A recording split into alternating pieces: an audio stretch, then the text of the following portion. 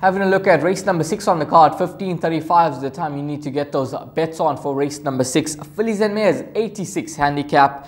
And Family Fun Day, 1st October, we'll certainly keep that date in mind. 1600 meters, and this is a Fillies and Mares event. And at the time of recording, 8 runners take their place in the lineup.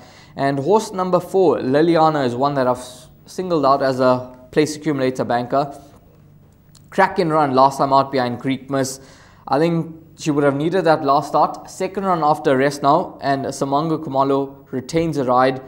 She's drawn in gate number 6. I think it's a decent draw over the 1600 meter trip. She's course and distance suited. Well, she's had 1 run for second, and that did come last time out behind Greek Miss, who was on a roll there. I think she reeled off 2 wins on the bounce, if I'm not mistaken.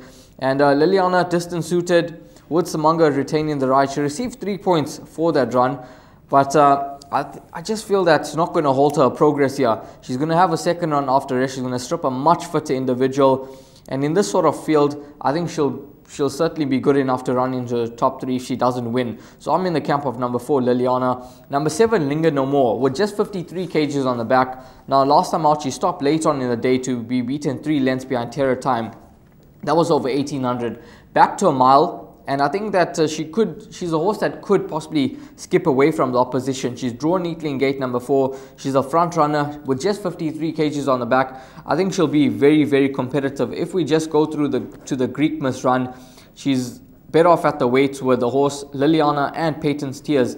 And I think she's a horse that has to be given lots of respect, especially at 10-1 in the market. So that's one that I'll keep a very close eye on. So numbers 4 and 7, 2 horses that I'm going to include into the pick 6, and I'll include 2 more horses as well. Just waiting for Dees to give me those 2 horses. Dees, what's your thought on? I think you're on 2 nice horses here. You know, number 7, I had a question mark over, but I'm going to go with your 2 numbers because we can afford 2 each. It's an 8 horse field, 50% strike rate.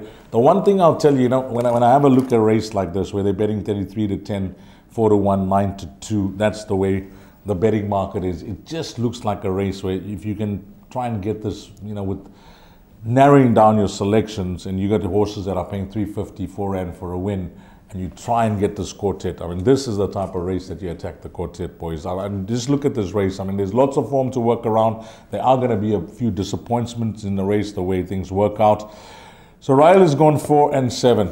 Now he's put me in a spot here because I like 3 horses, but I'm gonna narrow it down. I'm not going to tell him the 3 horses because I don't want to be blamed if one of them has to win.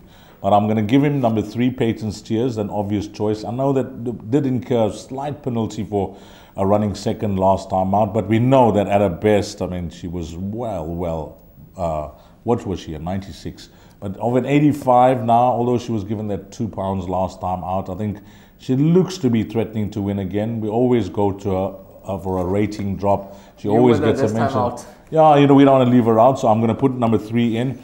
And then it was a choice for me between 2 runners. I'm not going to give you the other runner, but I'm going to give you my choice.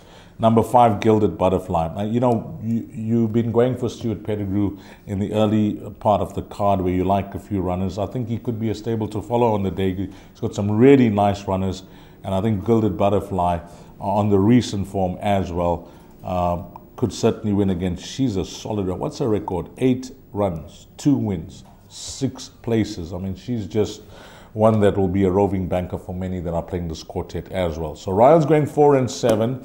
I'm going to include numbers 3 and 5, and hopefully you're in agreement with those 4 runners. I'm happy with those 4 numbers, Dees, and I think we'll be able to get through the exotics with those 4 numbers. And in terms of the place accumulator, horse number 4, Liliana for me. If one of those runners do not win, I'll tell you which horse was my other horse.